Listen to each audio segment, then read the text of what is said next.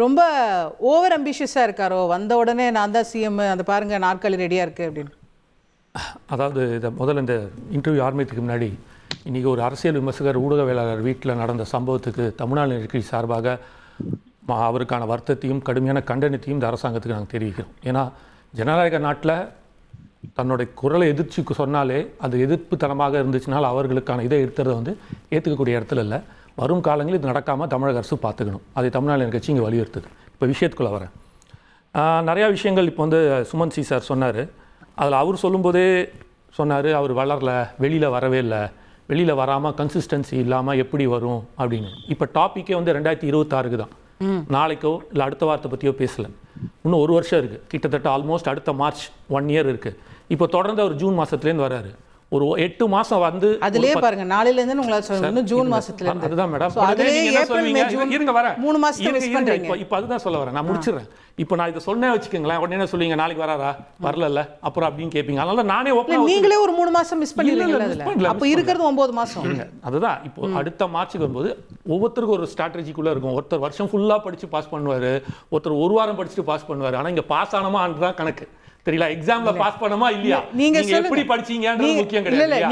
நீங்க சொல்லுங்க, உலகம் முழுவதும் பார்க்கக்கூடிய லாஜிக் என்ன? அது வந்து மொத்தமா டைம் எடுத்து படிக்கிறவங்களுக்கு நினைவுல நிக்குமா, லாஸ்ட் மினிட்ல படிக்கிறவங்களுக்கு நினைவுல நிக்குமா? எக்ஸாம்ல எத்தனை பெர்சன்டேஜ் வாங்குனீங்க தான பாக்குறாங்க. அதுதானே பார்க்கணும். அது பிட் அடிச்சு கூட வாங்கலாம் சார். அப்படி கிடையாது, அப்படி கிடையாது. இல்ல அது நீங்க படிச்சதனால லாஸ்ட் மினிட்ல படிப்பு தான் சொன்னேன். படிக்காம பிட் எடுத்து போறத பத்தி நான் பேசவே இல்லையே. அதுதான் சொல்றேன், நான் படிக்காம பிட் எடுத்து போறத பத்தி பேசவே இல்ல. இல்ல ஒவ்வொருத்தருக்கு ஒரு ஸ்டைல் இருக்கும். ஒரு படிப்பாரு, last 1 week, last 1 month, 1 year, ஒவ்வொருத்தர் ஒரு ஸ்டைல் இருக்கும். எக்ஸாமோட ரிசல்ட் என்னன்னு தான் பார்ப்பாங்க. பிட் அடிக்கிறத பத்தி விட்டுருங்க, அது வேற. அது நீங்க பேசினா அது ஊழல் அரசியலுக்குள்ள போனா அது வேற மாதிரி போகும். ஜனநாயக அரசியலை பத்தி பேசிட்டு இருக்கேன். நான் ஜனநாயக அரசியலை 1000 குறுக்கு வழி இருக்கு, ஜெயிச்சா போதும்னு நினைக்க முடியல. நான் நேர்மையான வழி பத்தி தான் பேசிட்டு இருக்கேன். அதனால தான் படிப்புன்னு சொன்னேன். எப்படியாவது பாஸ் பண்ணா போதும் நான் சொல்லலையே. சரி, இப்ப விஷயத்துக்குள்ள வரேன். சோ இந்த கன்சிஸ்டன்ட்டா அடுத்து இப்ப நீங்க சொல்றீங்கல்ல, ஆளை பார்க்கல, போகல, வரல, மக்களை வந்து சந்திக்கலன்னு. இது வந்து என்ன, நாளைக்கு இப்போ சப்போஸ் வரார், நீங்கள் சொன்ன மாதிரி வச்சுக்கிங்களா, அடுத்த வாரம் வந்துட்டார் வச்சுக்கிங்க, பொதுக்குழு முடிஞ்சவொடனே மக்கள் சந்திக்க ஆரம்பிச்சுன்னா இந்த பேச்சு மாறிவிடும்ல. அப்போ சுமன் சி சாரே சொல்வார்ல, இல்லை ரெகுலராக பார்க்குறாரு, அவர் மக்கள்கிட்ட கொண்டு போய் இதை வைக்கிறாரு, மக்களோட விழிப்புணர்வு வேற மாதிரி இருக்கு. சரி, எப்படி பார்த்தாலும் 9 மாசம் தான் சார்.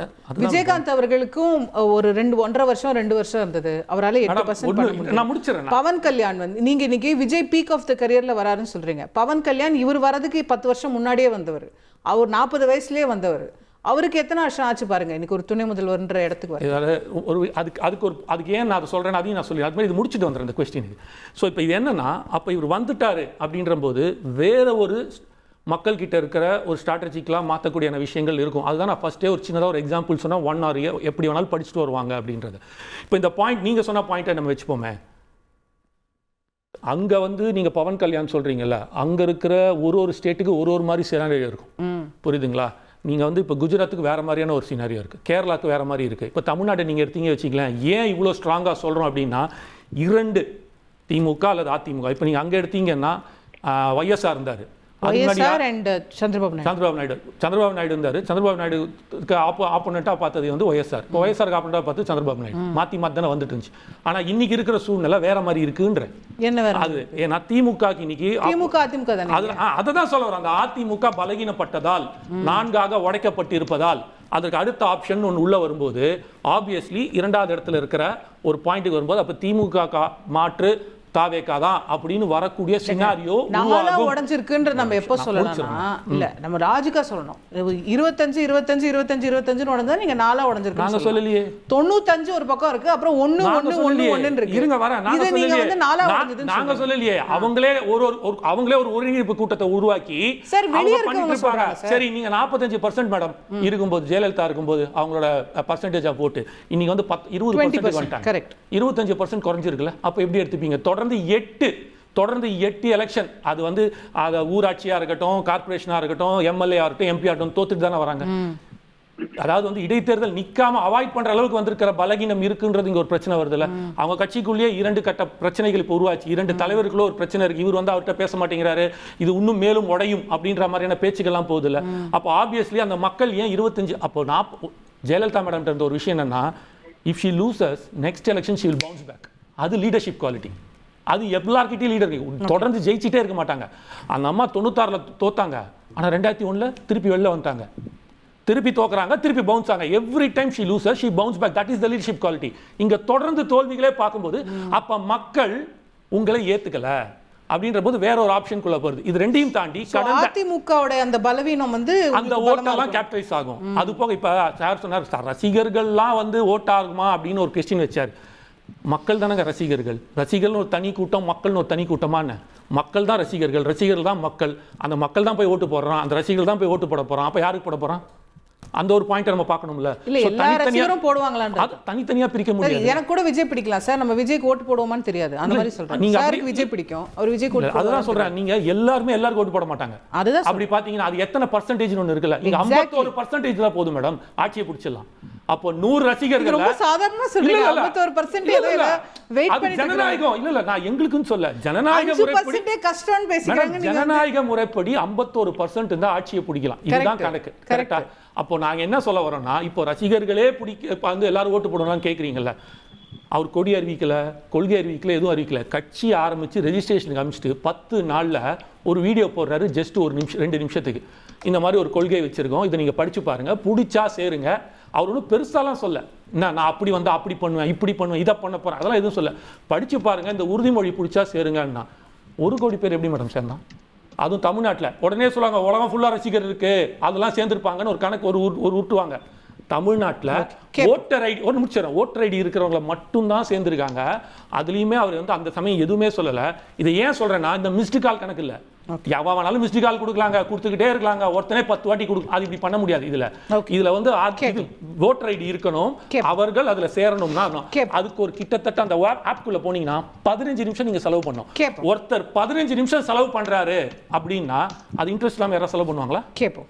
திரு பிரகாஷ் அவர்கள்ட்ட கொண்டு போய் நினைக்கிறேன். ஆந்திரா நிலை வேற, தமிழ்நாடு நிலை வேறன்னு ஒரு சொல்றதுல ஒரு பாயிண்ட் இருக்குல்ல. இன்னைக்கு அதிமுக பலவீனப்பட்டிருக்குன்ற ஒரு வாதத்தை அவங்க வைக்கிறாங்க. அதனால எங்களுக்கு வாய்ப்பு. அப்போ 2 ஆப்ஷன்ல இருந்தது, இன்னைக்கு 3வது ஆப்ஷனா வரும்போது அப்ப மக்கள் அடுத்த ஆப்ஷன் பார்க்கறதுக்கான வாய்ப்பு இருக்குன்றதையும் சொல்றாரு. அது அதிமுக பலவீனப்பட்டு கிடக்கிறதுனால தான் நிறைய பேர் புதுசாக உதிச்சிருக்காங்க. அதாவது எப்படியாவது விஜயை கூட்டிகிட்டு போய் பாஜகவோட அதிமுகவோட சேர்த்து பாஜகவை உயிர்ப்பிக்க முடியுமா அப்படின்னு. அதாவது இந்த 45% வந்து 20 தான் கொள்கை எதிரின்னு சொல்லிட்டாரு பாஜக. அப்போ அவர் எப்படி அதிமுகவோட கூட்டணிக்கு வருவார்? பிஜேபி இல்லாம வந்தா தானே உண்டு. பிஜேபி இருக்கும்போது பிஜேபியோட அதிமுக சேர்றது வந்து இன்னைக்கு வந்து மேண்டேட்ரி. எப்படி நீங்க வந்து டிரைவிங் லைசன்ஸ் இல்லாம வண்டி ஓட்ட முடியாதோ அந்த மாதிரி இட்ஸ் அ மேண்டேட்ரி. இன்னைக்கு வந்து பிஜேபி அலையன்ஸை வந்து நெகட்டிவ் பண்ணுறதுக்கு செங்கோட்டையன் இல்லை, எஸ்பி வேலுமணி இல்லை, எடப்பாடி தான் லைட்டாக மௌனம் காக்குறாரு. பாக்கி நீங்கள் ஓபிஎஸ், சசிகலா, டிடிவி தினகரன் எல்லாருமே வந்து பிஜேபி அலையன்ஸுக்கு தயார். தே ஆர் வெயிட்டிங் ஃபார் இப்போ அதுக்காக விஜய் மாதிரி ஒரு ஃபோர்ஸ் வந்தால் வேண்டாம் நான் சொல்ல போகிறாங்க. அதான் விஜய் மாதிரி ஒரு செங்கோட்டையன் விஜய் வந்தால் வேண்டாம்னு சொல்லுவாரன். இல்லை அதான் எப்படி வரணும்னா பவன் கல்யாண் மாதிரியே வரணும், சந்திரபாபு நாயுடுவோடையும் வரணும், பிஜேபியோடையும் சேர்ந்து வரணும். அது அவர் வரமாட்டாரு. அப்படிதான் வரணும். அப்படி வரணும்னு தான் எதிர்பார்க்குறாங்க. விஜய்க்கு அவ்வளோ சீக்கிரம் அவர் முதலமைச்சர் ஆகிடுவாரா? அவருக்கெல்லாம் அவ்வளோ ஸ்ட்ரென்த் இல்லை. ரசிகர்கள் ஓட்டெலாம் ரசிகர்கள். ஜெயலலிதா எவ்வளோ நாள் கழிச்சு வராங்க, எம்ஜிஆர் எப்படி வந்தார், இதெல்லாம் வந்து விஜய் யோசிக்கணும். அவர் வந்து ஒரு பவர்ஃபுல் அலையன்ஸ்குள்ளே வரணும். பவர்ஃபுல் அலையன்ஸ்குள்ளே வரணும்னா எப்படி இந்தி கூட்டணி உருவாச்சு, நீங்கள் வந்து ஆன்டி பிஜேபின்ற ஒரே ஒரு அஜெண்டாவில் உருவாச்சு, அதே மாதிரி திமுக ஆட்சி என்கிற மோசமான ஆட்சியை டிஃபீட் பண்ணுறதுக்கான ஒரு மக்கள் எழுச்சி உருவாகணும். அதில் விஜய் வந்து சங்கமிக்கணும். விஜய் வந்து பாஜகவோடையும் அதிமுகவோடையும் சேரணும். அப்படி வரணும். இப்போது இவங்க என்ன அஜெண்டா செட் பண்ணுறாங்க டோட்டலாக பார்த்தீங்கன்னா, நீங்கள் வச்சுருக்க தலைப்புன்றது வேறு, நான் பேசுகிறதுன்றது வேறு. இவங்களோட அஜெண்டானா 91, 96 மாதிரி மிக மோசமான ஆட்சி ஒன்று வந்து திமுக ஆட்சி நடத்திக்கிட்டு இருக்கு.